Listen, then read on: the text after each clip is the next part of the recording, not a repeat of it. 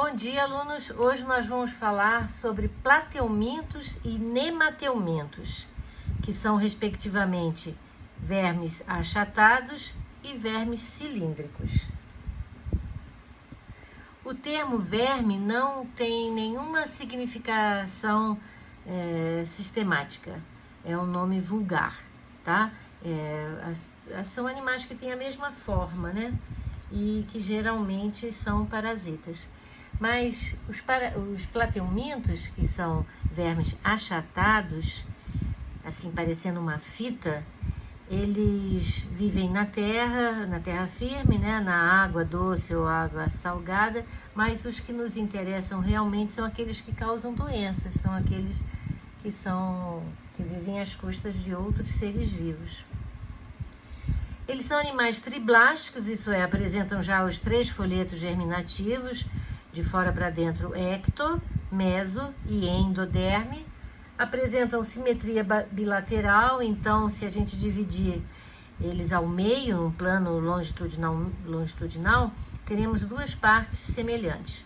E são acelomados, isso é, eles não apresentam o celoma, que é aquela cavidade cheia de líquido que pode funcionar até como um esqueleto hidrostático. O celoma só vai surgir nos nemateumintos, assim mesmo é um pseudoceloma, um falso celoma. O celoma verdadeiro só vai estar presente mesmo a partir dos moluscos. O exemplo típico de plateuminto é a planária, que é esse serzinho aqui bonitinho mesmo, né? Que vive em água doce e que parece que é vesguinha, mas na realidade ela não, essa estrutura aqui só está representando, são 2 ocelos, tá? Não são olhos, não formam imagem, só percebe a luz. E aí, como ela não gosta de luz, ela vai se esconder, né? Porque ela não tem, assim, uma defesa, tá? Então, se nós fizermos aqui um corte transversal num plateuminto, a gente vai ver o tubo digestório e depois o tecido que reveste o tubo digestório, que é derivado da endoderme, todo o espaço todo preenchido, meio preenchido por mesoderma, que vai originar a musculatura, e por fora, azulzinho aqui, a epiderme. Então, ele não tem celoma. Nós vamos ver então as verminoses. Quais são as verminoses mais importantes? Primeiro, a esquistossomose, que é causada pelo Schistosoma mansoni, a teníase, que é causada por 2 tênias, a tênia solium e a tênia saginata, e a outra verminose, que é a chamada cisticercose, que é causada pela tênia solium. Alguns termos para vocês saberem do que a gente está falando. Primeiro é parasita monogênico, que significa que ele tem um hospedeiro somente durante o seu ciclo de vida. Por exemplo, é o Ascaris lumbricoides, né, que vai causar escaridíase, que a gente vai ver já já. Os parasitas que têm 2 hospedeiros, por exemplo, a tênia ou mesmo o Schistosoma mansoni, eles são chamados heterogênicos e eles apresentam 2 hospedeiros obrigatoriamente durante seu ciclo de vida. Os parasitas são divididos em definitivo e intermediário. O hospedeiro definitivo e o hospedeiro intermediário. O hospedeiro definitivo é onde acontece a reprodução sexuada do parasita. E é um estágio que o indivíduo tem, chamado de estágio adulto. E o hospedeiro intermediário é onde acontece a reprodução assexuada do parasita, e o estágio é o estágio larval, que parasita esse hospedeiro. A gente chama de agente etiológico, é o causador da doença, tá? Não confundir com o agente transmissor, que é aquele que vai transmitir a doença. E o causador é aquele que vai causar, no caso, são vermes, né, que vão causar verminoses. E profilaxia ou métodos profiláticos são formas de se evitar essa doença, coisas que você deve fazer para que você não se contamine com esse verme, não tenha essa doença. Primeira verminose que nós vamos ver é a esquistossomose, também conhecido como barriga d'água ou cistose, é uma doença que o causador é o Cistossoma mansoni. Existem outros tipos de cistossoma, mas nós vamos ver o Cistossoma mansoni. O Cistossoma mansoni chegou aqui no Brasil trazido pelos escravos. E quando o verme chegou aqui no Brasil, encontrou seu hospedeiro intermediário e pronto. Já foi o suficiente para que a doença se instalasse. Caso ele não tivesse encontrado o hospedeiro intermediário, não teria se instalado essa doença. O hospedeiro intermediário, no caso do Cistossoma mansoni, é o caramujo. É um planorbide do gênero Bionfalaria glabrata, que existe aqui no Brasil e vive em lagoas, tá? A transmissão se dá pela penetração das larvas, que vão penetrar ativamente através da mucosa, da pele e geralmente dos membros inferiores, né? Mas pode ser de qualquer parte do corpo. E vai causar obstrução nos vasos sanguíneos do fígado e acumular líquido no abdômen, que é chamado de ascite. Por isso é chamado barriga d'água, vulgarmente chamado de barriga d'água. O ciclo evolutivo da esquistossomose. Então a gente começa sempre com o indivíduo doente, né? A pessoa que está doente e, coitado, ele mora num ambiente onde não tem saneamento básico, não tem um vaso sanitário, não tem instalações sanitárias adequadas, então ele vai utilizar as lagoas, rios, assim, e os seus arredores para eliminar as suas fezes. Quando ele elimina as fezes, juntamente com as fezes saem os ovinhos, se ele é uma pessoa doente, claro, né? Os ovinhos do Cistossoma mansoni tem essa característica muito interessante aqui que a gente vai ver a importância, que é tipo um espinhozinho que o ovinho tem. Desse ovinho vai sair uma larvinha que vai viver na água durante um tempo, ciliada, que vai se chamar miracídio. Essa larvinha é totalmente inofensiva ao homem. Se ela, em pouco tempo, não encontrar o seu hospedeiro intermediário, que é o caramujo, ela simplesmente vai morrer e a doença iria desaparecer. Porém, infelizmente, quando ela é eliminada no ambiente onde tem o Bionfalaria glabrata, ela vai penetrar no hospedeiro intermediário, que é o caramujo. Aqui dentro vai se reproduzir assexuadamente e, acreditem ou não, uma larvinha, somente um miracídio, pode evoluir para 200.000 larvas chamadas cercárias. A cercária, sim, ela é perigosa para o homem. Por quê? Ela é a forma infectante. Ela tem capacidade aqui na região anterior da larvinha, ela produz enzimas que digerem as camadas da pele da pessoa e penetram ativamente pela circulação sanguínea. E aí ela vai causar um efeito chamado dermatite cercariana, que é uma coceira grande que dá nessas partes por onde ela penetrou. E aí, quando ela penetrar na pessoa, né, ela vai viver nos vasos mesentéricos, isso é, vasos que envolvem o sistema digestório da pessoa e o fígado. Mas aí, como é que vai se desenvolver em machos, que o macho está aqui, ele é mais gordinho, mais robusto, que carrega no seu canal, chamado canal ginecóforo, ele carrega a fêmea, que é mais delgadinha, assim, tá? Ele carrega. Por quê? Porque eles caminham contra a circulação sanguínea.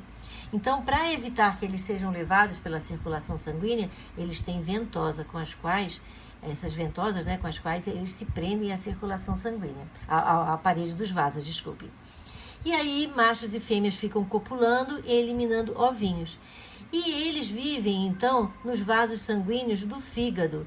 Porém, o ovinho, que tem esse espinhozinho que eu falei, consegue furar a parede dos vasos sanguíneos do fígado e cair nos vasos sanguíneos do intestino e na luz do intestino. Quando eles são eliminados juntamente com as fezes, pronto, fechou o ciclo. Então aqui está o miracídio, que é o primeiro estágio larval, que é inofensivo para o homem. Em compensação, aqui está a cercária, que essa sim é a forma infectante.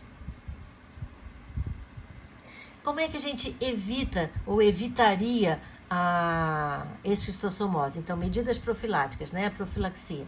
Combatendo o caramujo, para isso pode-se utilizar peixes que comem essas larvas, né? Pode-se utilizar remédios, mas aí tem um grande problema, porque junto com o caramujo a gente vai matar outras espécies. Tratar os doentes, claro, né? Se não tiver o homem doente, acabou, não tem mais a doença. Educação sanitária, primeiro, ensinar a pessoa que ela não deve contaminar o ambiente, porém isso é muito complicado porque não tem dinheiro para construir um banheiro, né? Então, deveria se construir banheiros, né, que se chama saneamento ambiental, né? E tratar a água também. E evitar o contato com água contaminada. Só que, coitada da pessoa, aquela água é o único lugar que ela tem para eliminar as suas fezes, é o único lugar que ela tem para lavar louça, para lavar roupa, até para tomar banho ou para nadar mesmo, as crianças, né?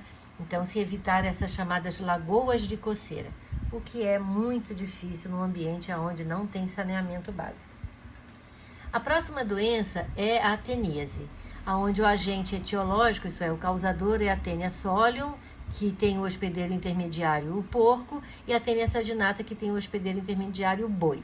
Então, quando eu falar em hospedeiro intermediário, eu vou usar o termo animal, tá? O hospedeiro definitivo é o homem, e a transmissão se dá quando a pessoa come carne crua, contaminada e mal passada.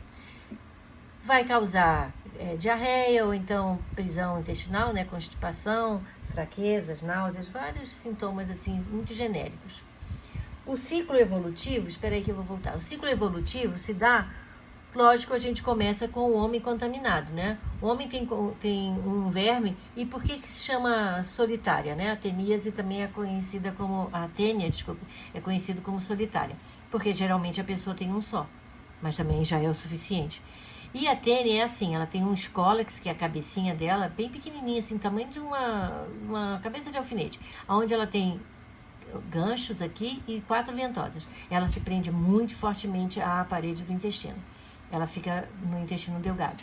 E aí, logo depois do escólex, ela tem uma região chamada escólex, pescoço ou colo. E aí ela vai produzir proglótides. O que são proglótides ou proglótides? São como se fossem caixinhas de fósforo hermafrodita. Tem o vaso, tem o sistema reprodutor feminino e masculino. Conforme as proglótides vão sendo produzidas, as primeiras vão andando para o final da fila, certo? E aí acontece que uma proglótide encosta na outra e a mais velha, que já tem o aparelho reprodutor feminino, sai grávida. E o que acontece? O homem vai evacuar, elimina essas proglótides, ou 1, 2 ou 3, o que seja, ou vários ovos, não importa, né? E contamina o ambiente. Contamina o ambiente com o ovinho. Dentro do ovinho tem o cisticerco. O animal, ou porco ou boi, come esse capim contaminado ou bebe essa água contaminada, e aí a larvinha vai viver dentro do estômago desse animal. Só que o estômago do animal é um lugar muito insalubre para ele viver, ele não quer, o cisticerco não quer viver aí. Então o que ele faz? Perfura a parede do aparelho digestório do animal, ganha a circulação sanguínea e chega até o músculo. Qualquer parte, né? Pode ser a língua, por exemplo. E aí as larvas ficam vivendo aqui, formando essas bolinhas aqui, que são chamadas de pipoquinhas. Se a pessoa come essa carne com o cisticerco vivo, pronto, daqui a 3 meses ela está eliminando ovos.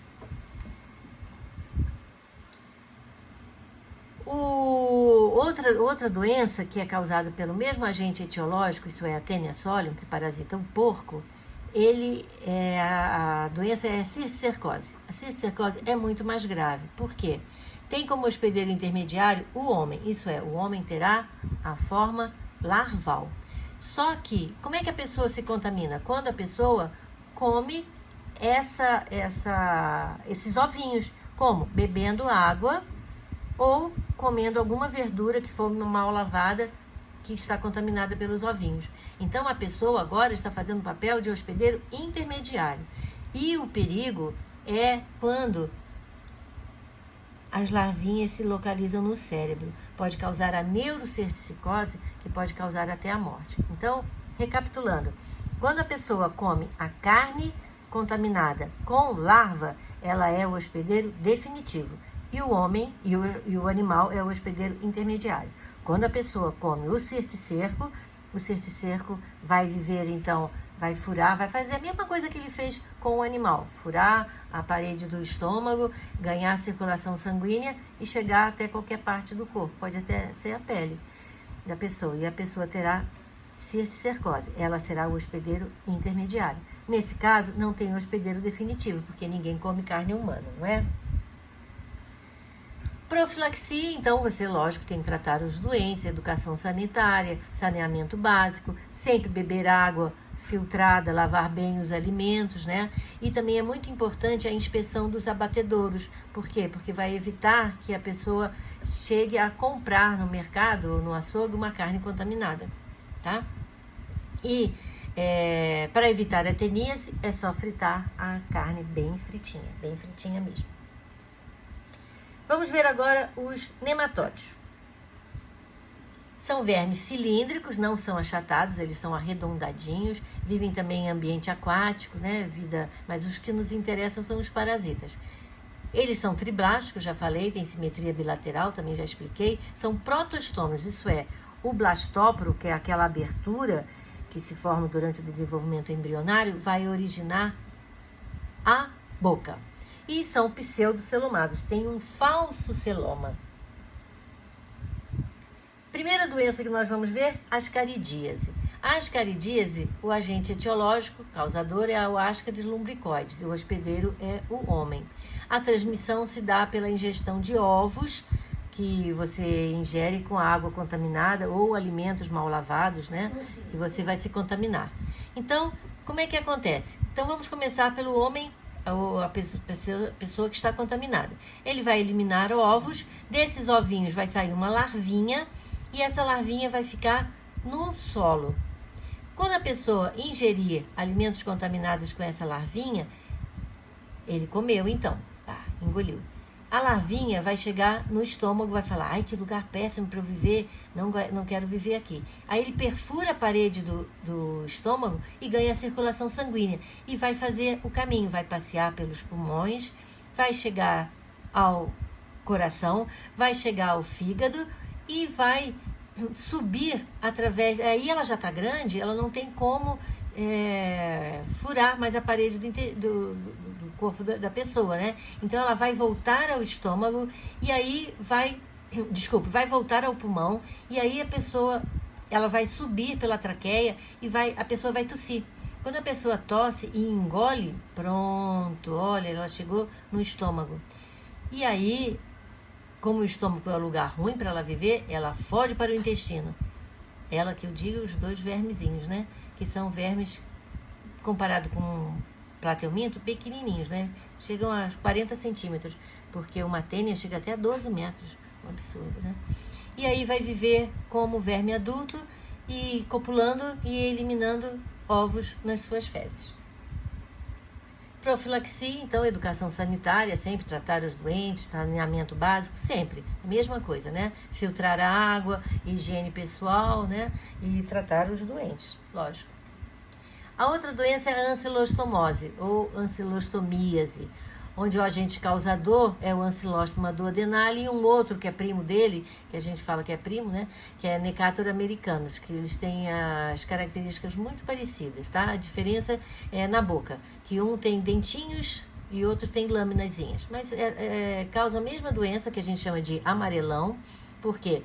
Porque, ao contrário de outros vermes, o Ancylostoma e o Necator se alimentam de sangue, por isso a pessoa fica anêmica, tá? Então ela tem manifestações de falta de sangue, ela fica fraca, fica moleza, então pensa-se que ela é preguiçosa, e na realidade ela não é preguiçosa, ela só está com anemia, porque o verme se alimenta de sangue. E a mesma coisa da ascaridíase também, o ancilóstoma também vai fazer todo esse caminho pelo corpo da pessoa, A única diferença é que a larvinha penetra pela pele. É diferente da ascaridíase, que você tem que engolir o verme. No caso, o ovo, né? Profilaxia. Como é que a pessoa evita de ter ancilostomose? Então, a mesma coisa. Sempre para evitar verminose, a gente começa com tratar os doentes. Então, sempre, principalmente quando a gente viaja para praias assim pequenas, você imagina, uma cidade que tenha uma população de X habitantes. Na época das férias, ele recebe outro X de visitantes, de turistas. Você acha que o saneamento básico daquela cidade, as condições sanitárias são feitas para aquele tanto de gente que chegou? Não. Então, muitas vezes, quando a gente chega de férias, a gente traz, além de um bronzeado, um souvenir bem desagradável, que são as verminoses. Então, é sempre bom fazer exame de fezes periodicamente, para ver se você foi contaminado. E também porque eu, por exemplo, né, posso dizer por mim, como muitas vezes na rua, e você não sabe se aquela pessoa que te serviu, aquele cozinheiro ou aquele garçom, o que seja, tem as mesmas condições sanitárias que você tem na sua casa. Então, eu sempre digo que nós temos o direito e a obrigação de cuidar um do outro, né, para que as verminoses não sejam transmitidas. Porque o saneamento básico, sabe-se que cada $1 que é investido em saneamento básico, $4 são economizados em tratamentos de doença. Mas, infelizmente, em cidades, até cidades grandes mesmo, a gente pode ver que milhões de pessoas não têm acesso a tratamento de esgoto. A mesma água que a pessoa usa para cozinhar é aquela que ela vai usar como banheiro, é aquela que ela vai usar para tomar banho, é aquela que ela vai usar para beber. Então, isso é muito triste mesmo. No caso da ancilostomose, se você usar um calçado, também ajuda muito, né? Por quê? Porque as larvinhas penetram pela pele. Então, se você estiver calçado, a larvinha não vai penetrar pela sua pele, claro, né?